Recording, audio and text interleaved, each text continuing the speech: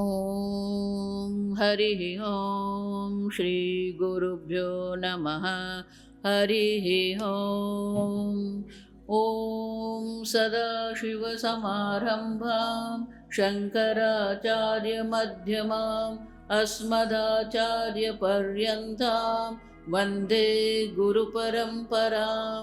श्रुतिस्मृतिपुराणानाम् आलयं करुणालयं नमामि भगवत्पादं शङ्करं लोकशङ्करं। शङ्करं शङ्कराचार्यं केशवं बादरायणं सूत्रभाष्यकृतौ वन्दे भगवन्तौ पुनः पुनः। ईश्वरो गुरुरात्मेति मूर्तिभेदविभागिने व्योमवद्व्याप्तदेहाय दक्षिणामूर्तये नमः। ॐ असतो मा सद्गमय तमसो मा ज्योतिर्गमय मृत्योर्मा अमृतङ्गमय। ॐ शान्ति शान्ति शान्तिः। वासुदेवेन्द्रयोगीन्द्रं नत्वा ज्ञानप्रदं गुरुं मुमुक्षूणां हितार्थाय तत्त्वबोधो विधीयते। स्थूलसूक्ष्मकारणशरीरव्यतिरिक्तात् पञ्चकोशातीतः सन् स्वस्थात्रयसाक्षी सच्चिदानन्दस्वरूपः सन् यः तिष्ठति स आत्मा। अथ चतुर्विंशति तत्त्वोत्पत्ति प्रकारं वक्ष्यामः। ब्रह्माश्रया सत्वरजस्तमो गुणात्मिका माया अस्ति। जगत की उत्पत्ति भी बताई जाएगी। इसलिए बताते हैं कि जगत को देखते हैं और जगत की उत्पत्ति के बारे में सोचते हैं। सब नहीं सोचते, कोई सोचते हैं और उसका उत्पत्ति किससे हुई यह विचार करते हैं। तो जगत की उत्पत्ति हुई तो कहा कि यदि यह कह दिया जाता है कि ईश्वर से हुई तो ईश्वर कौन है, ईश्वर से कैसे हुई। और ईश्वर से जगत की उत्पत्ति बताने का कारण यह है कि आपको यह समझ में आए कि यह जगत किसी चेतन तत्व से उत्पन्न हुआ है। तो निमित्त कारण, उपादान कारण, किसी भी चीज़ की उत्पत्ति होती है तो उसका एक निमित्त कारण होता है, एक उपादान कारण होता है, उस पर विचार किया जाता है। यदि कहते हैं कि जैसे शास्त्र ने कहा आपने मान लिया, मानने से कुछ नहीं होता, जानना पड़ता है। आपने मान लिया कि ब्रह्म से उत्पत्ति हुई तो ब्रह्म विकारी हो जाएगा। ब्रह्म यहाँ क्या कह रहे हैं, अथ, अब आगे ये दूसरी बात प्रारंभ, अथ अर्थात इसके अनंतर। तो 24 प्रकार की उत्पत्ति का प्रकार हम बताएंगे। अब वो कैसे होगा तो कहा ब्रह्माश्रया, ब्रह्म से उत्पत्ति हुई तो ब्रह्म के आश्रित और सत्व रजस तमो गुणात्मिका, सत्व रज और तमो गुण रूप वाली माया अस्ति, माया है और माया से फिर संभव हुआ। तो माया या अविद्या, व्यष्टि में इसको अविद्या कहते हैं और समष्टि में इसे माया कहते हैं। तो माया, व्यष्टि में जो माया है वो अविद्या है तो उसको समझते हैं, समष्टि में वही। अब ये व्यष्टि समष्टि का भेद भी प्रस्तुत करती है आपके सामने स्वयं अविद्या। व्यष्टि समष्टि का भेद नहीं है, पर हम जिस जगत को देखते हैं और जगत को ठोस सत्य मानते हैं, इसलिए और फिर एक शरीर में बैठकर व्यष्टि और समष्टि का भेद बनाते हैं। यदि यह कह दिया जाए कि आपने ही सृष्टि उत्पन्न की है, तो क्या आप मानेंगे? नहीं मानेंगे। क्यों? कहेंगे इतनी बड़ी दुनिया हमने कैसे बनाई? और इसमें प्रत्येक जगह कानून बने हुए हैं, लॉज हैं, विज्ञान के कानून बने हुए हैं, उसके अनुसार ये सृष्टि चलती है। वो क्या हमने बनाए? हमारी छोटी सी बुद्धि है, अल्प बुद्धि, और उसी अल्प बुद्धि से हम विचार करते हैं। इसलिए इतना बड़ा बखेड़ा पहले बताया जाता है कि आपकी बुद्धि जो छोटे छोटे विषयों में रमण करती है उसे छोड़कर और बड़े में चली जाए। ये निष्काम कर्म जो कहते हैं ना, निष्काम कर्म में भी मुख्य रूप से क्या है? ईश्वरार्पण बुद्धि। ईश्वर को बुद्धि अर्पित करके या ईश्वरार्पण बुद्धि से, भाव से जो कर्म किया जाता है वह ही राग द्वेष का निवर्तक होता है। सबसे बड़ी रुकावट हमारे चिंतन में जो खड़ा करता है उसका नाम है राग और द्वेष। एक से राग करना, एक से द्वेष करना। अब कहेंगे वो भगवान भी तो अपने भक्त का पक्ष लेते हैं, उससे राग करते हैं। नहीं, भगवान राग नहीं करते हैं। भगवान उसको, अब जितनी भक्तों की कथा सुनेंगे, भगवान भक्त पक्षपाती हैं, यथोक्तकारी हैं। भगवान एक दक्षिण भारत में मंदिर है, वो बहुत सुंदर उसकी कथा है। कथा भी नहीं सुनाएंगे क्योंकि थोड़ा ये चिंतन में ले जाना चाह रहे थे। तो भगवान वो पुजारी के वश में थे और इसलिए वो जैसे कहे वैसे वो करते थे। इसलिए अभी भी भगवान का बिस्तर उल्टा है, तो वो उल्टा बिस्तर बिछा के भगवान शयन कर रहे हैं। तो भगवान भक्त का पक्ष लेते हैं, तो क्या भगवान उसमें लिप्त होते हैं? नहीं, भगवान उसकी रक्षा करते हैं, उसकी भावनाओं की, उसकी एक इच्छा शक्ति जो, क्योंकि पूरा जगत विरोध में आ जाता है, तब उसकी रक्षा करना भी आवश्यक है। तो इसी से भी पता चलता है कि यह सृष्टि ब्रह्म से हुई, यह परमात्मा से हुआ। जितनी भक्ति की बात है, ईश्वर को इसीलिए लाया जाता। अब एक बात, और दूसरी बात जो हमें यहाँ मुख्य रूप से समझनी है कि माया से सृष्टि हुई। तो व्यष्टि में अविद्या, समष्टि में माया, तो ये माया से सृष्टि हुई।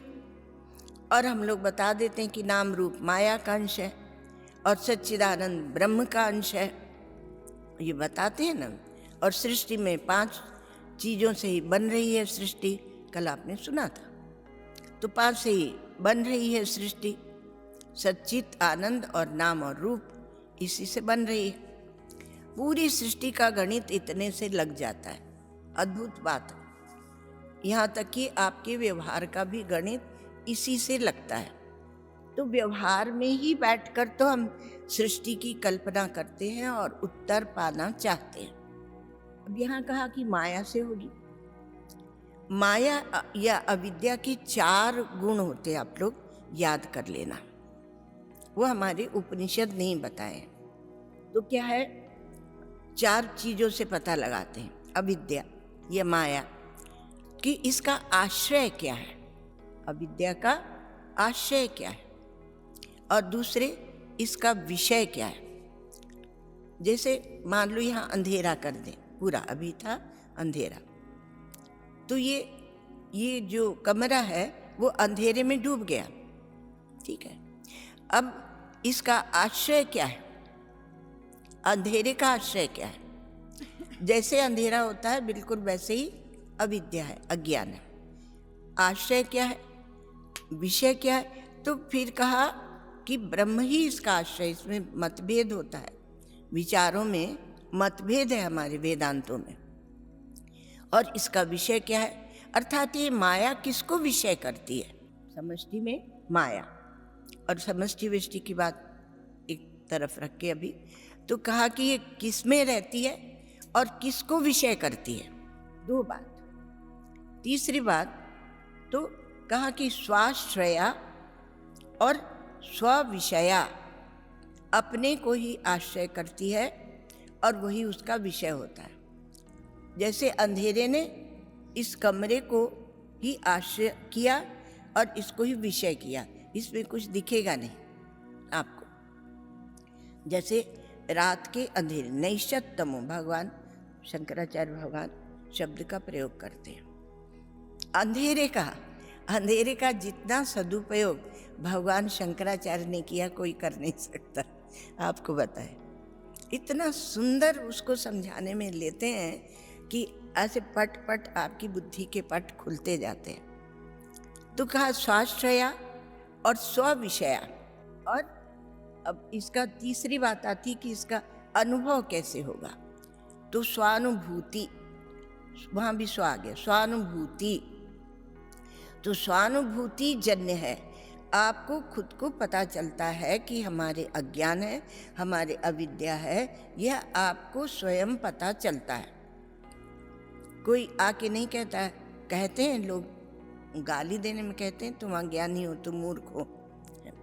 तो कहा कि वह स्वानुभूति से आपको पता चलता है। 3 बात, क्योंकि इसको याद कर लेंगे तो आपको बहुत सुलझ जाएंगी ग्रंथियाँ। और चौथी बात कही साभासया, अर्थात उसमें चेतन का आभास पड़ता है, ब्रह्म का, चेतन का, आत्मा का आभास पड़ता है। 4 बिंदु आ गए। तो इसमें एक एक को आप समझना, क्योंकि साभासया अपने में यदि उसका ऊपर चेतन का आभास नहीं होगा, ज्ञान का, ब्रह्म का आभास नहीं होगा, तो उसकी सत्ता ही सिद्ध नहीं होगी। तो कहीं उसमें आभास है। जैसे अधिष्ठान, हम लोगों ने जब व्यष्टि समष्टि की बात समझी थी तो क्या देखा था, व्यष्टि में कूटस्थ चैतन्य और उसकी उपाधि अविद्या या अंतःकरण कह लो, और उसमें अविद्या में उस कूटस्थ चैतन्य का आभास, चिदाभास, उस 4 से मिलकर और आपका बना जीव। और ईश्वर कैसे हुआ, तो कहा कि समष्टि उपाधि माया, और माया में ब्रह्म का आभास, चिदाभास वहाँ भी है, इसलिए साभासया, आप उसको ध्यान में रखना। और अधिष्ठान ब्रह्म, या अधिष्ठान ब्रह्म है। तो इसको लेकर और क्या बना आपका, ईश्वर तत्व बना।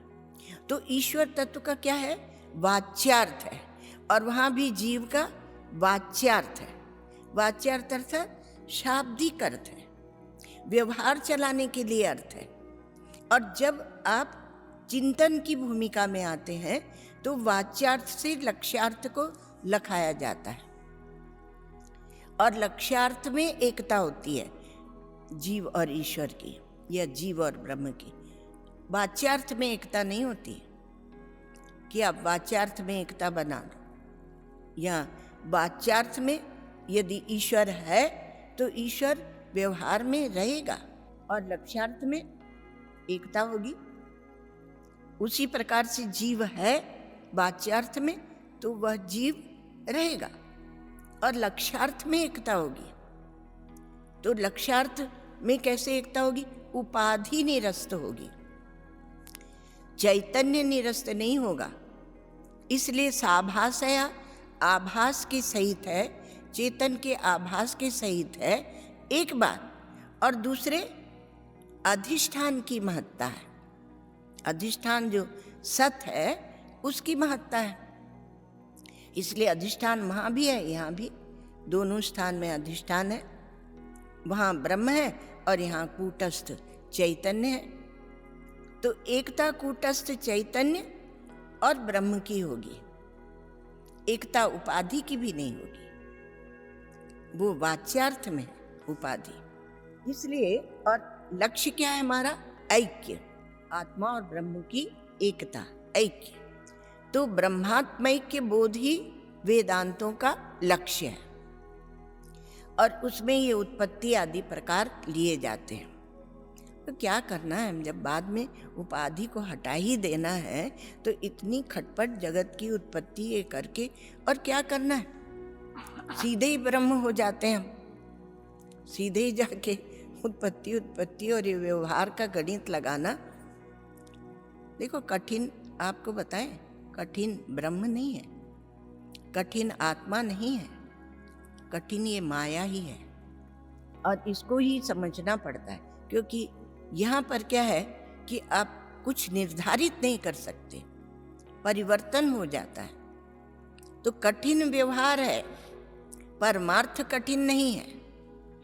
और इसलिए जितना भी हमारी व्यवहार में बुद्धि फंसी हुई है उतना हम परमार्थ को नहीं समझ पाते।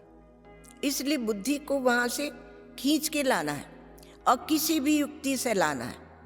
और वो युक्ति हमारे ऋषि मुनियों ने बताई, और भगवान शंकराचार्य सबसे बड़े यौक्तिक गुरु हैं, अर्थात युक्तियां उन्होंने बहुत दी और स्पष्ट कर दिया, और वैज्ञानिक ढंग से एक क्रमबद्ध तरीके से हमें समझाया।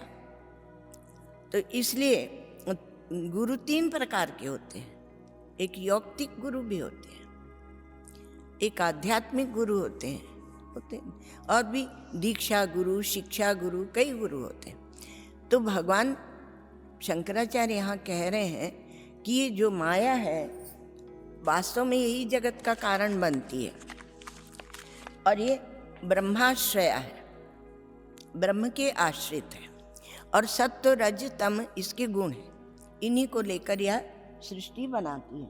और पहले हम लोग देख आए हैं, सत्वांश से ये हुआ, आगे भी थोड़ा बहुत बताएंगे, रजोगुण के अंश से ये हुआ। तो ये सृष्टि माया कर रही है, माया बना रही है सृष्टि। तो माया ईश्वर की वह अभिन्न शक्ति है, अथवा यहाँ ब्रह्माश्रया ले रहे हैं तो ब्रह्म की वह अभिन्न शक्ति है। जब उसको स्वीकृति दे देते हैं परमात्मा या ब्रह्म, तब उसको उनकी स्वीकृति से ही ये सृष्टि होने लगती है। इसको बोलते हैं हमारे उपनिषदों में ईक्षण शक्ति।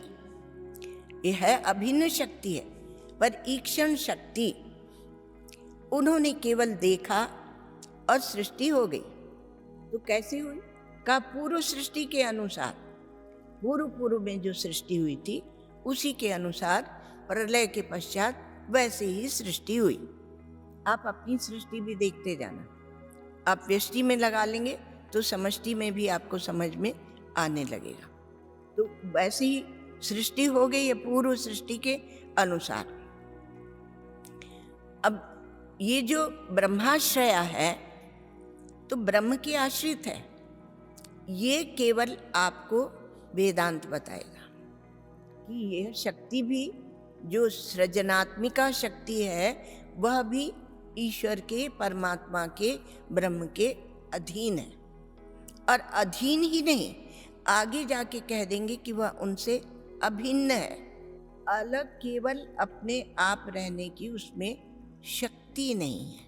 वो शक्ति है, शक्तिमान से अलग शक्ति नहीं रह सकती ना।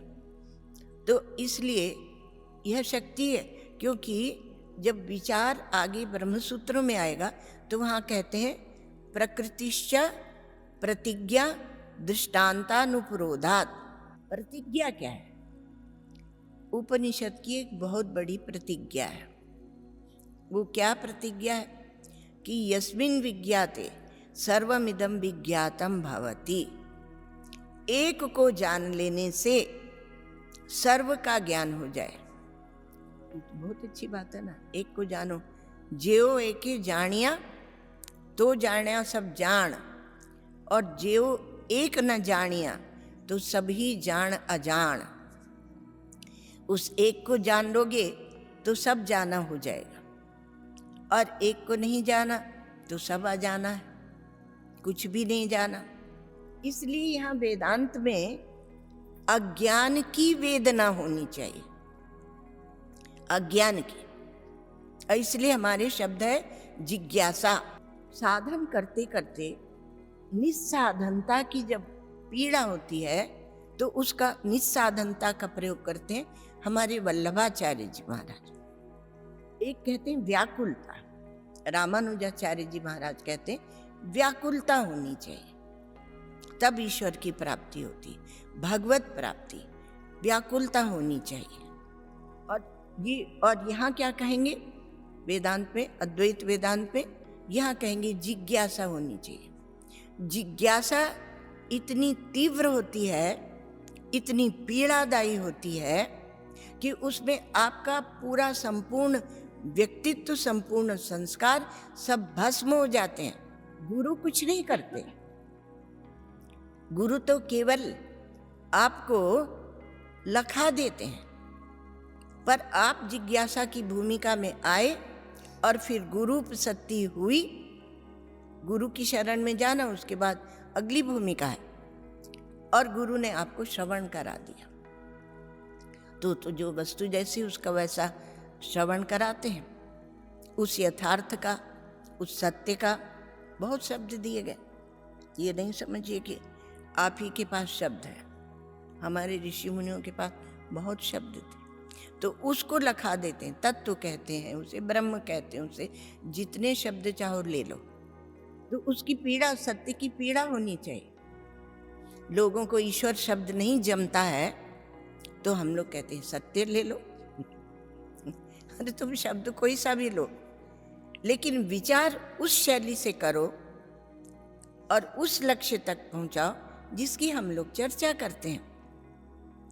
तो यदि आप और ब्रह्म से अलग रहेंगे तो क्या होगा, आप टुकड़े टुकड़े हो जाएंगे, परिच्छिन्न हो जाएंगे। हम लोगों का शब्द है परिच्छिन्न। तो आप परिच्छिन्न माने टुकड़े टुकड़े हो जाएंगे, और टुकड़े को कभी शांति नहीं मिलती। जब तक वो पूर्ण नहीं होता उसे शांति नहीं मिलती। और यदि ब्रह्म आपसे पृथक रहेगा तो ब्रह्म में के चैतन्य में संदेह रहेगा, क्योंकि परोक्ष हो जाएगा। हमने उसे अपने से अलग करके उसे परोक्ष कर दिया, और परोक्ष है तो वो कितना चेतन है कितना नहीं। और यही कारण है कि व्यवहार में सब बैठ बैठ के और ईश्वर को गाली देते रहते हैं। कभी कभी तो लगता है कि व्यवहार में ईश्वर को रखा ही इसलिए गया कि जिसमें आपकी जितनी गाली देनी है उस बेचारे ईश्वर को दे लो। ऐसे क्यों किया भगवान ने, वैसे क्यों किया, हमारे साथ ऐसे क्यों किया, आप गाली देते हैं। स्वीकृति नहीं है। कठोपनिषद में तो कहा कि जैसे ही तुमने स्वीकृति दी वैसे ही आपको परोक्ष ज्ञान हो गया। अपरोक्ष तो बाद में होगा, पहले परोक्ष ज्ञान होता है। अस्तित्वोपलब्धव्य, जो अस्थि कहता है कि ईश्वर है, परमात्मा है, ब्रह्म है, अपने जीवन में स्वीकृति देता है, सत्य को स्वीकृति देता है। सत्य की स्वीकृति है कि आपको सत्य बोलना अच्छा लगता है, झूठ बोलना अच्छा नहीं लगता। झूठ एक बोला तो उसको बहुत दिनों तक बेचैनी हो जाती है। जो सत्य का पुजारी है, वहाँ भी पूजा है, तो जो सत्य का है उसको बेचैनी हो जाती है। और जो झूठ पे झूठ बोल के मगन रहते हैं, क्या उनको ब्रह्म ज्ञान होगा? क्या शर्तें मत लगाओ। हमारे भगवान तो बिना शर्त के मिलते हैं। अब कितना मिले, कैसे मिले, उसकी भी एक बात है। तो एक जो ये बात बता रहे थे कि आश्रय और विषय, तो हमारे यहाँ वेदांतों में देखो प्रक्रिया भिन्न भिन्न है, पर लक्षित करती हैं उसे एक परमात्मा को और वहीं तक ले जाती है। तो हमारे यहाँ दो प्रस्थान है, एक भामती प्रस्थान और एक विवरण प्रस्थान। तो जो भामती प्रस्थान है, अब आश्रय और विषय, वो कहता है कि अविद्या का आश्रय ब्रह्म नहीं हो सकता, माया का आश्रय हो सकता है पर अविद्या का नहीं हो सकता है। तो वो विचार इस प्रकार से करते हैं कि ईश्वर को अलग लेते हैं, जीव को अलग लेते हैं। लेकिन एक जहाँ पर आपने चेतन की एकता को मान लिया, समझ लिया, तब विचार ऐसा चलेगा कि ब्रह्म ही आश्रय है और ब्रह्म ही विषय है। अज्ञान किसका है? हम अपने को नहीं जानते, ये अविद्या है। हम ब्रह्म को नहीं जानते, ये अविद्या है। और ब्रह्म क्या है? वही आश्रय। तो बड़ा भारी ये प्रश्न है, अब थोड़ा बुद्धि को चलाओ। ये बड़ा भारी प्रश्न है कि ब्रह्म ही अज्ञान का आश्रय, अविद्या माया हटा दो, अज्ञान ले लो। ब्रह्म ही अज्ञान का आश्रय है और ब्रह्म ही अज्ञान का विषय है। हम ब्रह्म को नहीं जानते, ब्रह्म ज्ञान के लिए यहाँ आते हैं विचार करने के लिए, तो हम ब्रह्म को नहीं जानते हैं। तो ब्रह्म ही अज्ञान का विषय है और ब्रह्म ही अज्ञान का आश्रय है। क्यों बना ब्रह्म अज्ञान का आश्रय? वो तो सच्चिदानंद है, वो तो ज्ञान स्वरूप है। वो क्यों बना अज्ञान का आश्रय? क्योंकि उसके सिवा कुछ है नहीं, इसलिए वही बनेगा।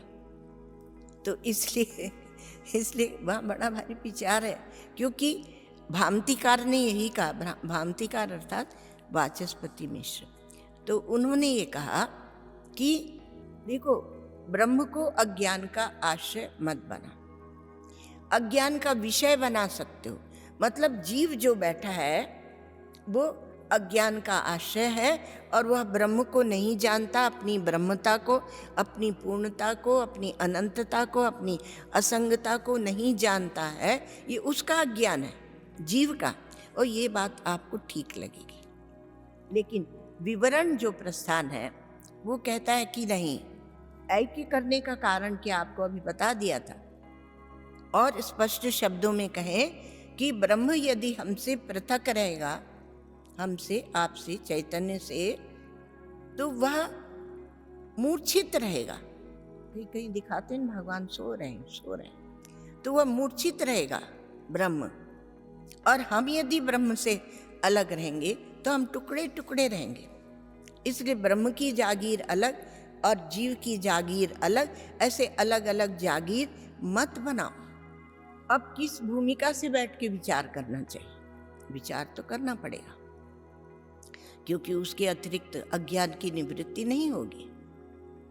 यदि पहले ही आपने समझ लिया कि चेतन दो नहीं होते, जैसे आकाश के आप टुकड़े नहीं कर सकते। आप कल्पित भले बना लें कि ये पाकिस्तान का आकाश और ये हिंदुस्तान का आकाश, कल्पित बना लेते हैं और लड़ते हैं। हमारे एरिया में क्यों आए? इसलिए हमने तुम्हारे विमान को ठोक दिया। वो लड़ते हैं, तो कल्पित ही तो बनाया। प्रकृति ने विभाजन नहीं किया, ये तो हमने विभाजन किया है। जब आप हवा में विभाजन नहीं कर सकते, आकाश में विभाजन नहीं कर सकते, तो आप ब्रह्म में, अनंत चैतन्य में विभाजन कैसे कर सकते हैं? इसलिए विवरणकार ने कहा कि विभाजन बनाकर विचार मत करो, अभेद बनाकर, भेद बनाकर विचार नहीं करो, ऐक्य बनाकर, अभेद बनाकर उस एकता में विचार करो। और उस दृष्टि से जब विचार करोगे तो ब्रह्म ही माया का आश्रय है, अज्ञान का, और ब्रह्म ही विषय है।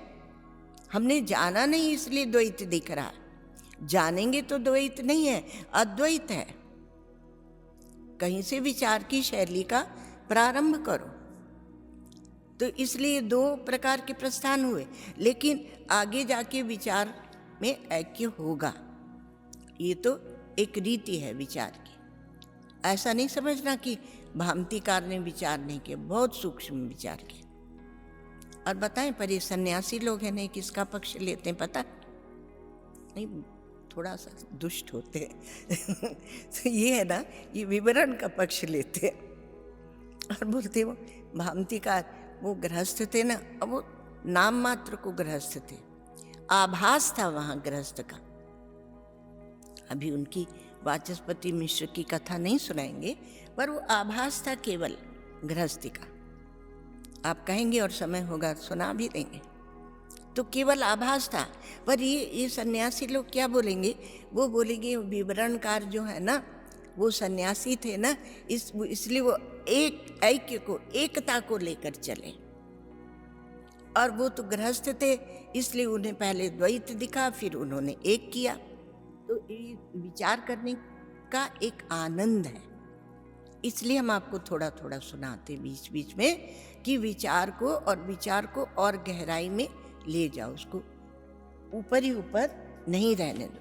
और यहाँ ये शब्द आ गए कि ब्रह्माश्रया, और 3 गुण वाली है, सत्व रजस तमो गुणात्मिका माया अस्ति।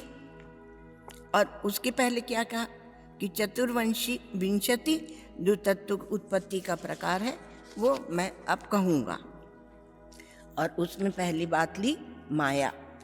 अब ये माया का क्या है, जो ऐसे बोल देते हैं ना यामा, जो नहीं है वो माया, वो तो एक सामान्य परिभाषा है, ना के बराबर। वो परिभाषा भी यामा है, मतलब ना के बराबर। वास्तव में मतलब दार्शनिक परिभाषा नहीं है, वो विचार की गूढ़ गंभीर परिभाषा वो नहीं है।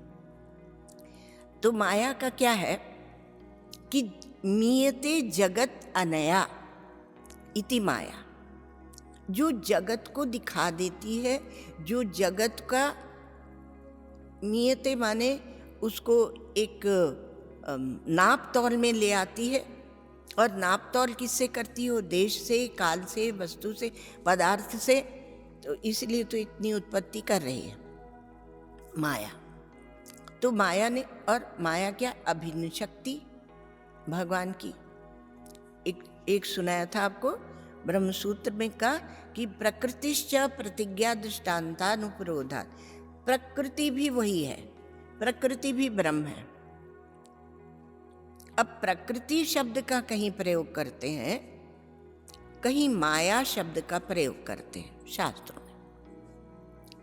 तो प्रकृति क्या है, कहा प्रकृष्ट कृति या प्रथम कृति, ठीक है, अथवा तो प्रकृति, केवल प्रकृति, नेचर, जिसको आप लोग कहते हैं नेचर।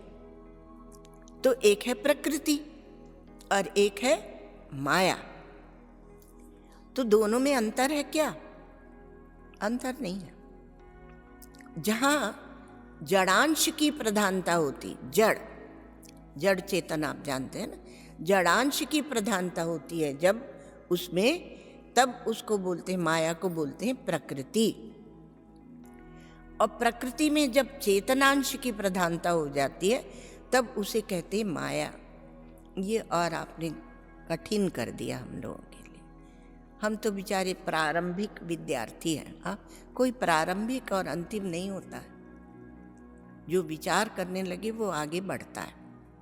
तो कहा कि जड़ांश की, अर्थात आपकी चिंतन में यदि जड़ की प्रधानता है तो आप प्रकृति की रचना को स्वीकार करेंगे। मतलब जैसे प्रकृति, फिर 3 गुण, फिर उसमें से महत्तत्व, अहं तत्व, पंच तन्मात्रा, पंच महाभूत, ऐसे करके आप सृष्टि क्रम को स्वीकार करेंगे। और चेतनांश की प्रधानता है तो माया, चेतनांश की प्रधानता से माया, और इसलिए वह ब्रह्म की शक्ति है, ईश्वर की शक्ति है। और क्या है, कहा ईक्षण शक्ति। समझना, थोड़ा सा समझना ध्यान से। कहा ईक्षण शक्ति, भगवान ने देखा और सृष्टि हो गई। दृष्टिरेव सृष्टि, दृष्टि सृष्टि भी उसको बोलते हैं। तो उन्होंने देखा और सृष्टि हो गई। आप सोकर उठते हैं ना, तो आप देखते हैं और सृष्टि चालू हो जाती है, होता है ना। आप इसको अपने आप में घटाइए, तो आप देखते हैं और सृष्टि चालू हो जाती। देश खड़ा होता है, काल खड़ा होता है, वस्तु पदार्थ खड़े होते हैं, तो सृष्टि चालू हो जाती है। मतलब सृष्टि है ही और हम उसे देखने लगते हैं, अथवा तो हम देखते हैं और सृष्टि होती है। यहां भी 2 बात हो गई। तो जहां चेतन की प्रधानता है वहां उसको बोलते हैं माया।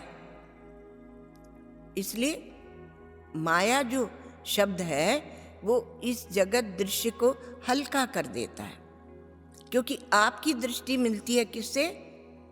परमात्मा से। तो जब उस परमात्मा से आपकी दृष्टि मिलती है तो ये सब दृश्य प्रपंच बड़ा हल्का हो जाता है। जब आपको ये हल्का दिखने लगता है तब धीरे धीरे वो स्वप्नवत हो जाता है। जैसे जागते हुए आप स्वप्न देख रहे हैं, तो ना यहाँ का देश सत्य है, ना काल सत्य है, न वस्तु पदार्थ सत्य है। सत्य वो होता है जिसे बाधित नहीं कर सकते, वो तो खुद ही बाधित होता रहता है। एक समय दिखता है, एक समय नहीं दिखता। स्वप्न में दूसरी सृष्टि बन जाती है, सुषुप्ति में वो भी स्वाहा हो जाती है, तो उसको सत्य नहीं कह सकते। एक और हम आपको थोड़ी सी गंभीर गंभीर बातें ही सुना रहे हैं कि एक और बात है, जब आप देश को आश्रय करके और विचार करते हैं तो आप कहते हैं कि बहुत व्यापक है। ब्रह्म क्या है?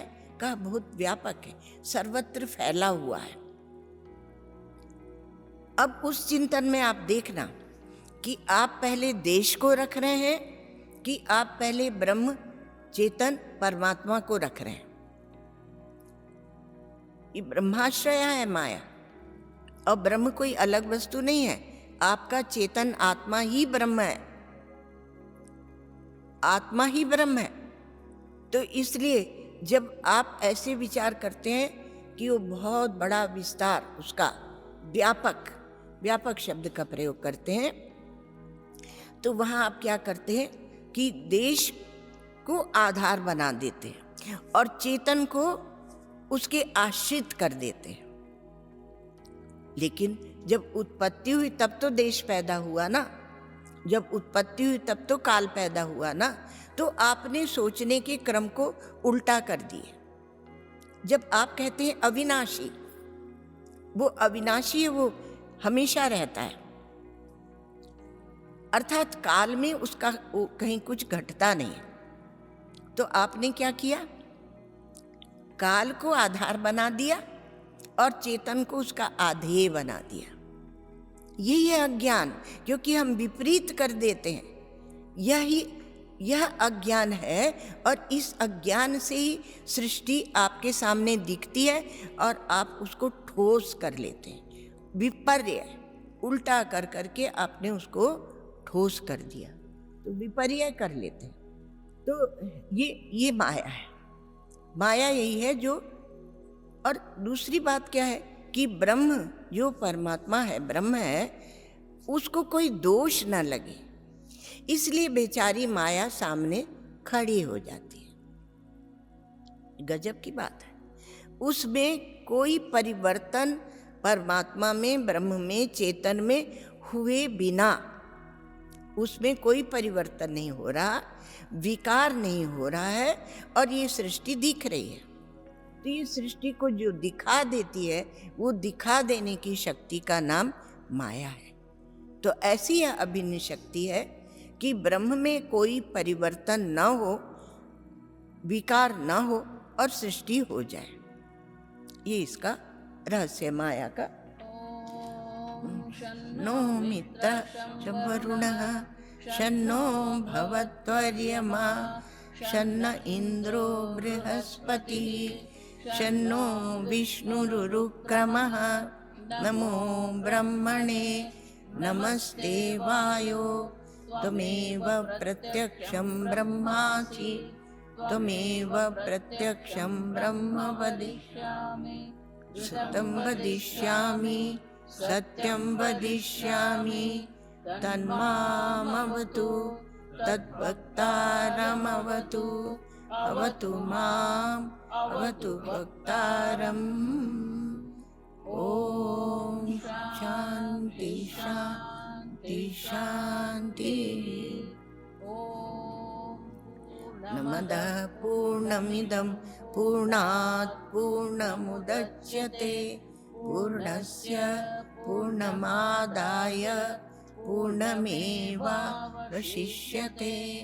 ओम शांति शांति शांति। हरि ओम। गुरुभ्यो नमः। हरि ओम।